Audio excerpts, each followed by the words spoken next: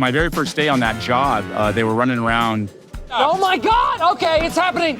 Everybody stay calm. Well, the owner's coming. And I was like, the owner? Right, Jack in the Box owns Jack in the Box. Who else would own it? And they said, no, it's a franchise. And then you were like, what's a franchise? Yeah, well, I know. I actually just did whatever they said to clean up, but... Live from the Prosper Forum in Amelia Island, Florida, it's the Hospitality Hangout Podcast. And joining us today is our friend and president, COO of Dave's Hot Chicken, Mr. Jim Bitticks. I gotta tell you, Jimmy, I'm excited for this podcast because this is a big star, big guest. Big guest. I'm just excited because I always love it when there's some variation of my name. Jim, maybe later we'll have a James. I'm Jimmy. This is going to be fun. Jim, yeah. Jim. Is your real name James? It is. I'm a James. When I was a little kid, I was a Jimmy. Should I do it again? Mr. James Bitticks. I prefer Jimmy. Oh, you prefer Jimmy Bitticks? Yeah. I wish I had never given that up. You like Jimmy? Oh, I love Jimmy. When I was a kid, it was Jimmy Carter or Jiminy Cricket that people used to make fun of me. It wasn't Jimmy Fallon and Jimmy Kimmel. I think Fallon and Kimmel helped us. I stuck with Jimmy, and now people are like, why don't you go Jim? That sounds so much more mature. So it's Jimmy Bitticks. Jimmy Bitticks. I love it, Mr. Jimmy Bitticks. Jimmy would like to get to know you. I have the privilege of welcoming y'all more formally to the Hospitality Hangout. Hospitality-focused podcast by Brandon Hospitality. I love it. We are doing something special. I am the finance guy. I'm here with my brother from another mother, Mr. Michael Schatzberg, also known as the restaurant guy. And we are doing a very exciting series right now. But Chatsy, here we go. This is Mr. Bitticks' second appearance. Second timer. Second timer. You never forget your second, Jimmy. Really? Yeah. I always thought it was, well, never mind. You know what? I digress. Well, and Chatsy, do you forget your second? Well, I remember the first. What about your second? I remember the second, too. Jimmy, you remember your second? And by the way, to be clear, we're talking about our first beer. We're talking about our first beer, our second beer. Well, I am going to need something to kill time before my second beer. How about a first one? By the way, Chatsy, we can make a shout-out to No Kid Hungry. Sure, if you want to, you can sure. We appreciate Prosper doing this with us, and this wouldn't be possible without No Kid Hungry. And we're super excited about the CEO Summer Pledge. We're going to get into all that action. But Chatsy, let's dive into our guest, Mr. Bitticks. Normally, I would go into a whole riff 9 minutes about where Jimmy Bitticks was from, how he got his start. You know what I mean? So I'm not going to talk that he's from Pasadena, right? Well, I worked in Pasadena. Yeah, I'm not going to tell you that he worked in Pasadena. I'm not going to talk about that he was working at CKE, right? Right, California Pizza Kitchen. No. Carl's Jr. Carl's Jr. Carl's Jr. That's CPK. I would never worked at CPK, but I've eaten there. Me too. They can get confusing. CPK. Yeah, I can see it. And with my dyslexia, Jimmy, and my hearing problem. What are you, deaf? Bingo. Chief restaurant offer Blaze Pizza, right? I was. That's no bullshit, Back right? in the old days. And then we're gonna. But you know what I want to get to really? He's now the COO and president of Dave's Hot Chicken. It's arguably the hottest brand in not the country, Jimmy, in the world. In the entire world, Dave's Hot Chicken. It is a hot brand. And you know what else is great? Jimmy's a hustler, not you, Jimmy. Jimmy Bitticks, the hustler. You know why? They are now cause confusion. You know he was working at Jack in the Box when he was 15? Love that. Right? That's true. He's a hustler. That was my first job. He was in Jack in the Box when he was 15 years old. And I got to tell you, he never looked back. So from Jack in the Box at 15, could you ever believe that you would be the president and COO of a brand that just sold for $1 billion? $1 billion. Absolutely not. I mean, can we just talk about that for a minute? Yeah, I would love to. Actually, when I started, my very first day on that job, they were running around saying, well, the owner's coming. And I was like, the owner? I had no idea that I was working at a franchise of a Jack in the Box. And I just assumed that all Jack in the Boxes were sort of owned by the same entity. Right, Jack in the Box owns Jack in the Box. Who else would own it? So I was like, who's the owner? Like Jack? Like, what does that mean? And they're like, no, Neil. And I go, Neil? Neil in the Box? Yeah, and I was like, who's Neil? Like, that doesn't even make sense. And they said, no, it's a franchise. And then you were like, what's a franchise? Yeah. Well, I know. I actually just did whatever they said to clean up. But Now, can you stop asking questions and start mopping the floor now? fast forward to today, and I'm also a franchisee of Dave's Hot Chicken. That's right. That's the transformation. I Yeah. mean, like you said, could you imagine that you'd be the president and CEO of a billion-dollar company? No. But more so even, you can't even imagine being an actual franchisee or an owner. We have 4 locations. Our 4th opens in a week. So were you a franchise operator of Dave's before you got involved? No. Our CEO, when I was interviewing for the job, I said, any chance I could ever be a franchisee? And he said, yeah, we did it at Wetzel's Pretzels. His name's Bill Phelps. Yep. And he started Wetzel's Pretzels with his partner, Rick Wetzel. Uh-huh. And I sort of thought it was BS. Like, I was like, yeah, right. Like 5 years from now, I'm going to be like banging on his door going, hey, remember when you promised I could be a franchisee?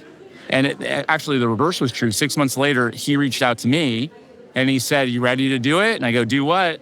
And he said, are you ready to be a franchisee? And I said, yeah, what do I need to do? And he basically set it all up. Send me $5,000. You know, he loaned me the money. Oh, to do it. really? Yeah.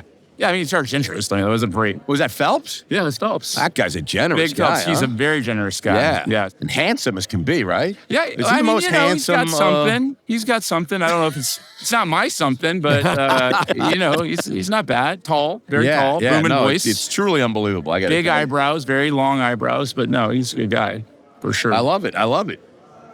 Jimbo? No, I want to jump in. Jimbo's terrible at Segway. He's terrible at Segway. I want to talk about the founding story and the founding story of Dave's Hot Chicken.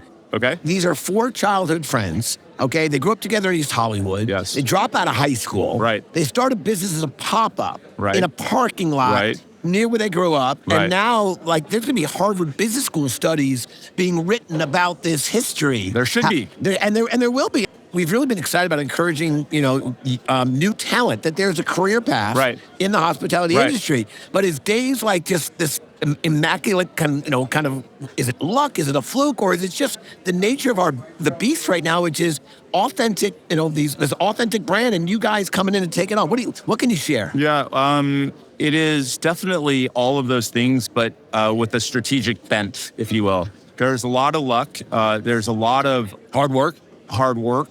And then there was a whole forethought vision about what it could be that most people, sort of like when you ask a little kid to solve a puzzle that adults can't solve, because little kids don't have the limiters of what they believe can or can't happen. Right. These guys hadn't done anything in the restaurant industry.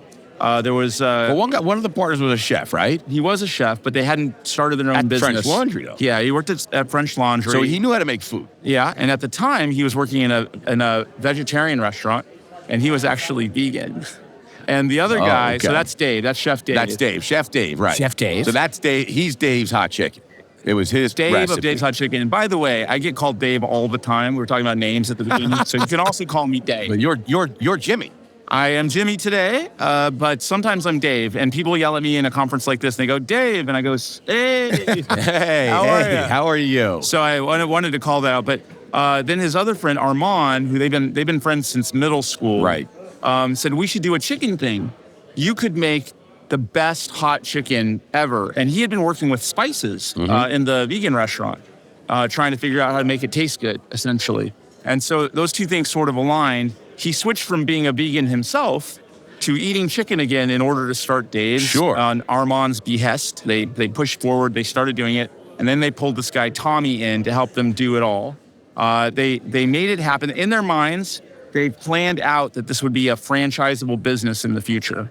Really? Yes, I know it sounds like BS, but it's not. So when you say, was it luck? Yes. And what, this was out of the back of their cars? I mean, a parking lot or something like that? So they didn't have enough money for a restaurant. They didn't have enough money for a food truck.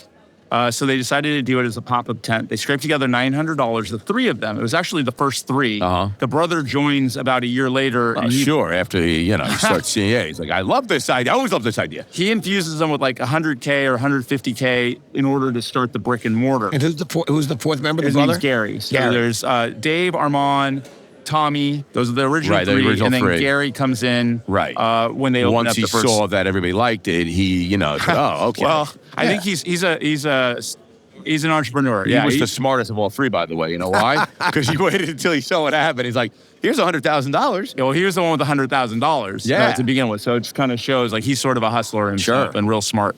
And so he joined them, and then they opened that first location. I love it. It's a great story, I got to tell you. Let me just tell you even one more thing. They talked about blowing up on social. So we're going to do a bunch of social stuff, and then we got to get one of these food bloggers to come in. Right. We get a food blogger to come in, and they love the food. They blow us up.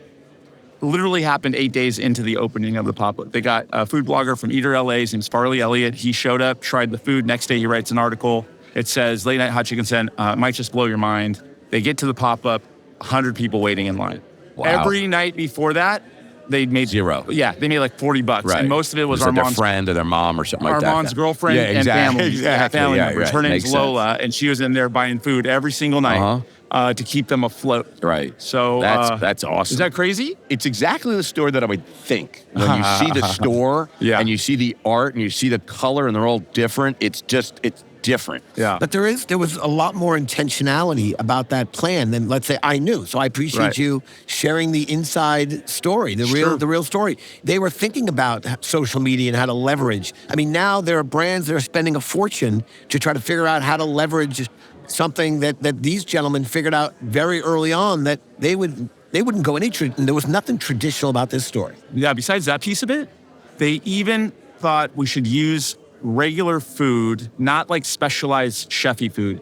Like Dave wanted to brine their own pickles or bake their own buns. And Armand was like, dude, if we want to make this a franchise, it's got to be easy.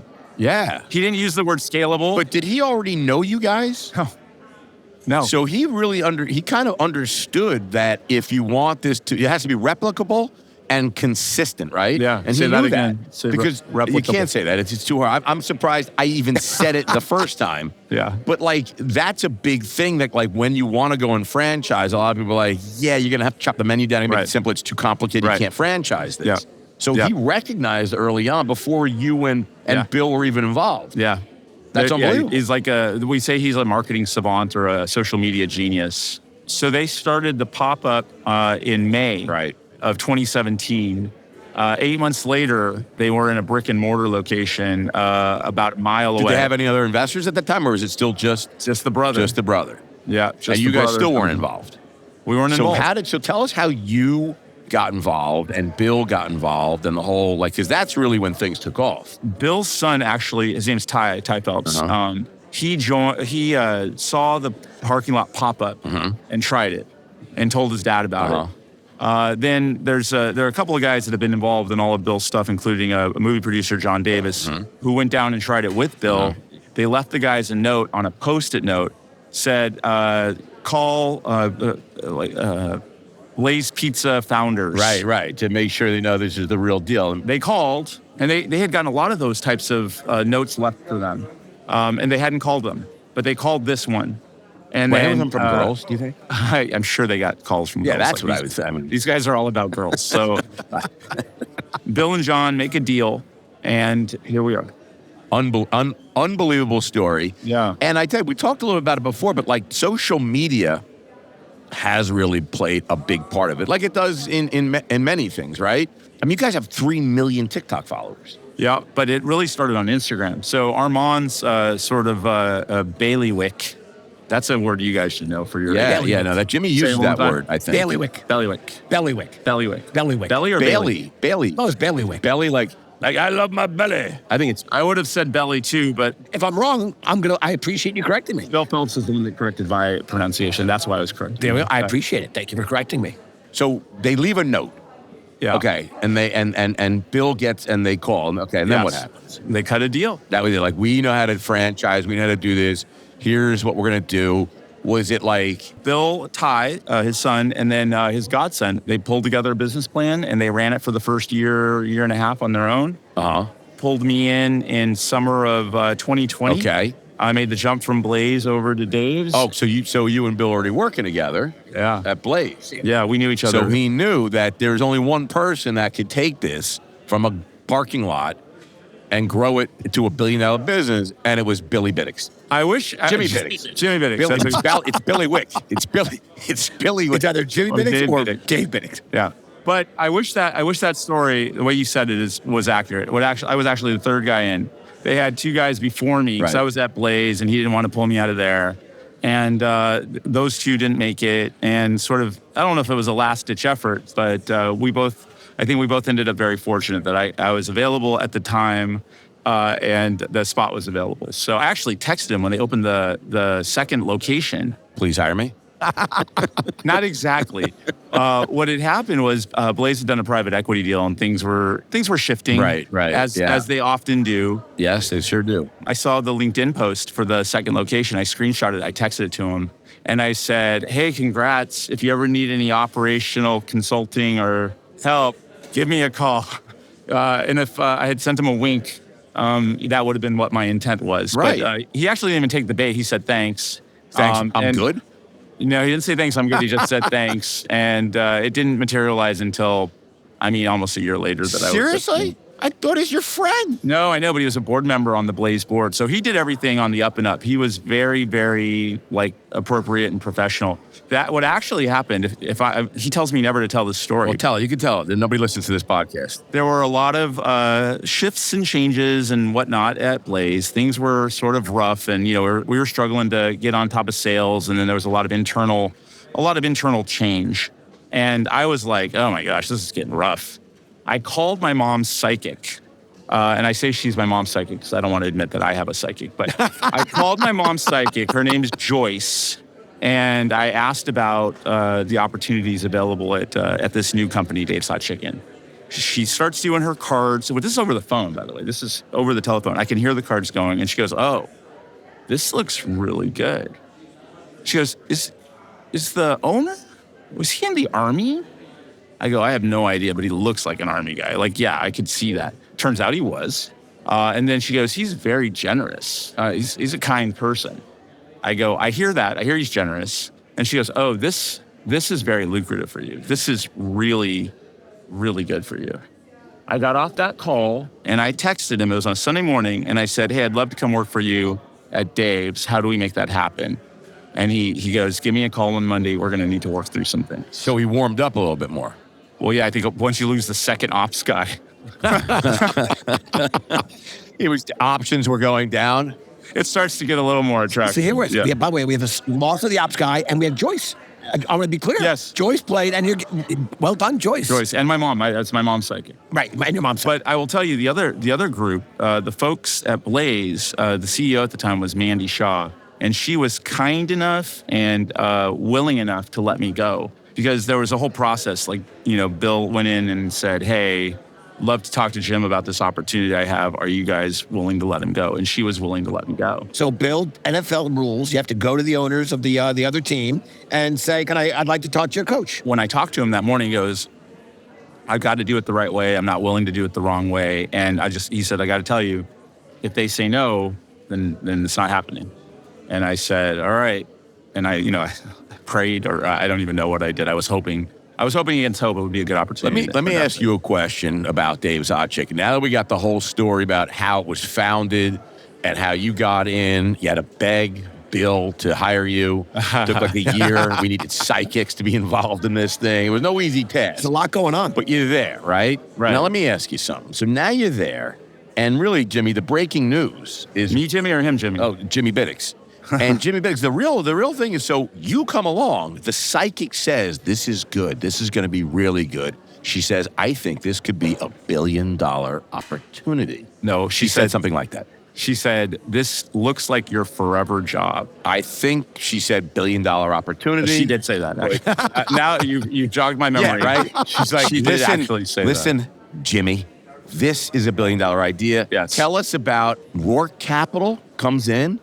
And who do they? Did they come to you? Did they come add, hey, we got to see, is it Bill? Is it you? Who do they ask for? So what happened was we met them in 2021. Who do you meet at Rourke Capital? Like, who comes to see you? The guys, the managing director guys. So they don't even have names. These guys are so Jeff big. Hill.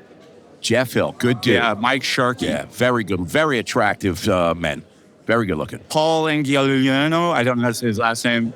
No, just Paul. Yeah. So we started talking to these guys. They wanted to just say hi. And we only had at the time, I want to say 15 locations, maybe 17.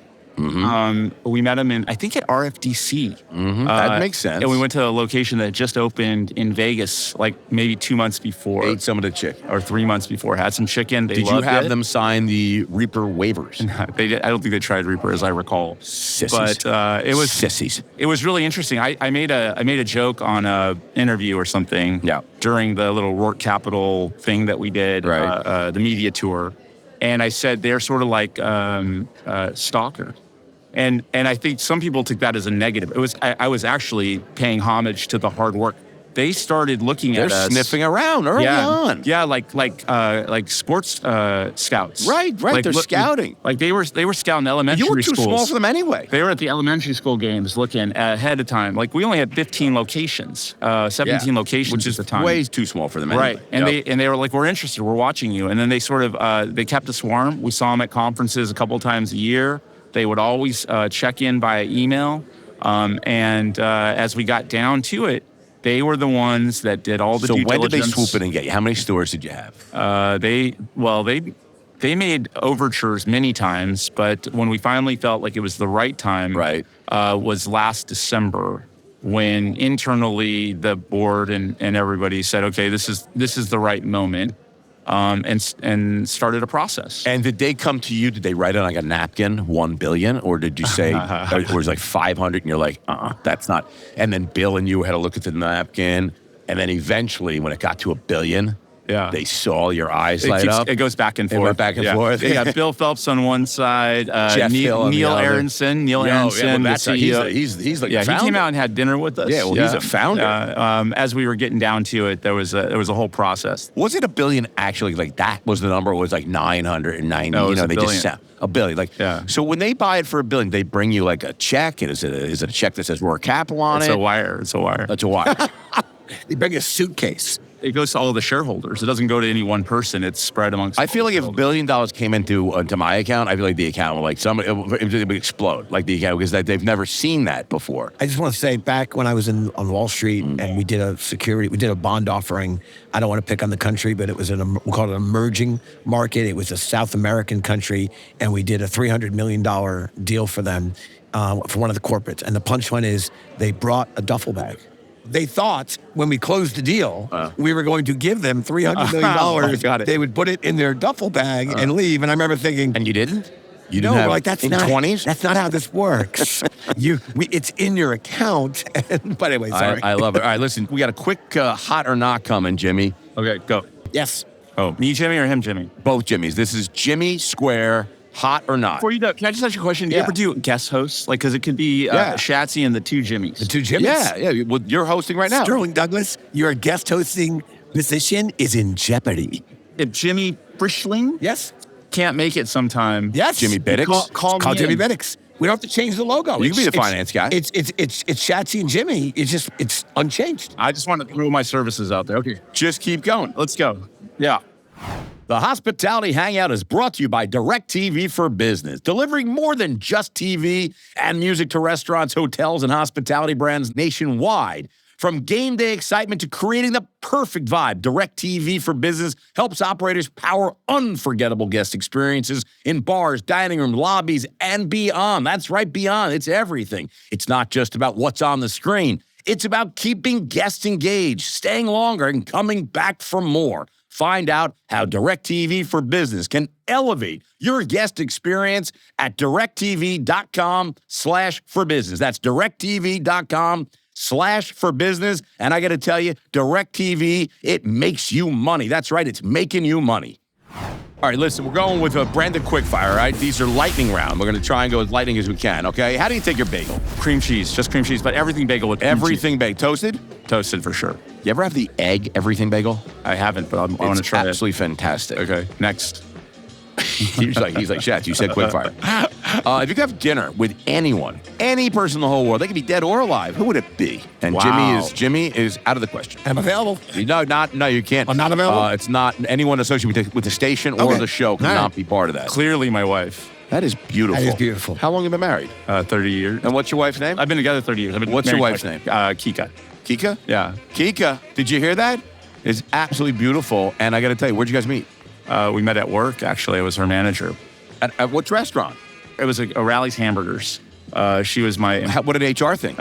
We didn't have HR. I love. You see, isn't that great? When we started dating, she switched, but it would have to be on vacation, dinner on vacation, because dinner in town, it's not the same as dinner on vacation. No, you know. And let me ask this: dinner on vacation, where? Where is this vacation? Actually, with your anywhere. wife? To be honest with you, Anywhere. yeah, anywhere with hers. That's absolutely beautiful.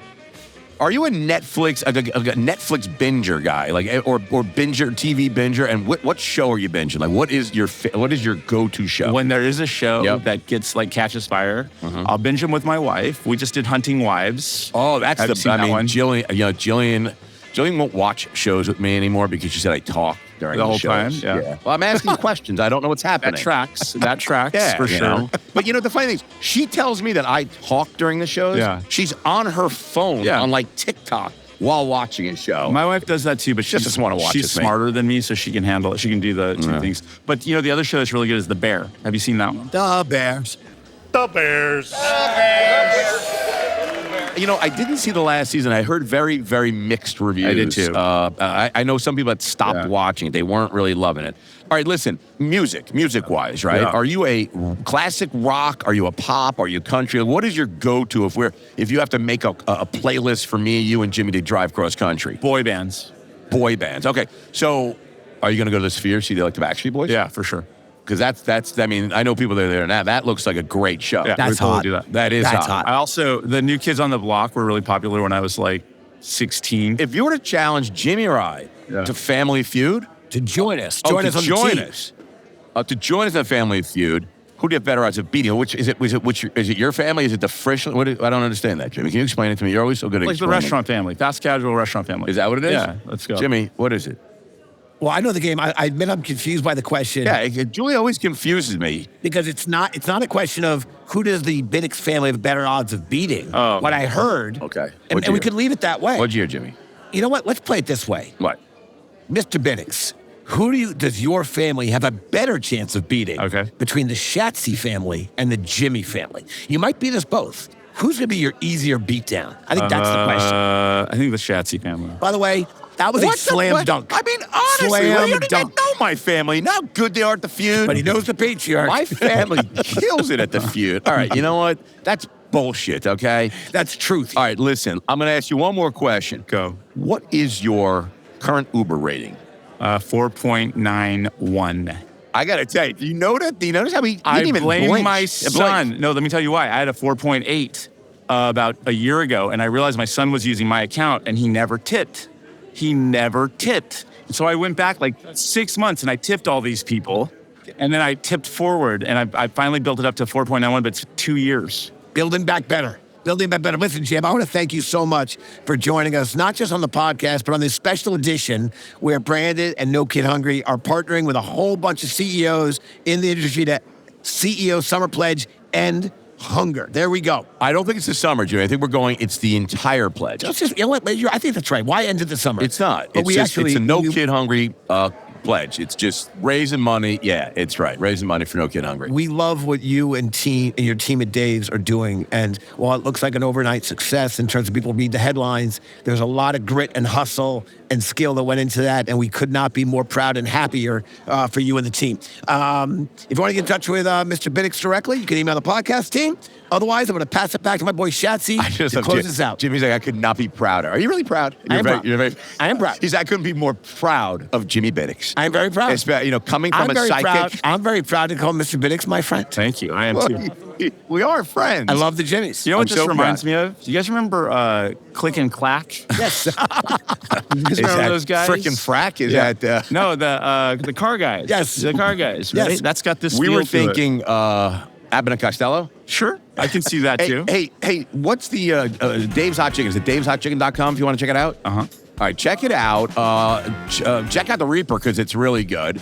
And then, Julie, It's actually not that good. It's just really hot. It's don't check out the Reaper. Have something else. Get a medium slider. Medium slider? Yeah, it's good. Medium That's fine. slider is Yeah. what you go with over there. Don't get the Reaper, okay? NoKidHungry.com. Check it out. Anyone can donate. It's super easy. Hey, listen, check us out at Hospitality Hangout on YouTube And if you don't subscribe, hospitalityheadline.com. That is our weekly newsletter. And Jim Bitticks, if you want to go check him out, go to YouTube. And he's gorgeous. The guy is stunning. Stunning. Thank you, Mr. Bitticks. Thank you, Mr. Bitticks. Thank you, guys. Cheers.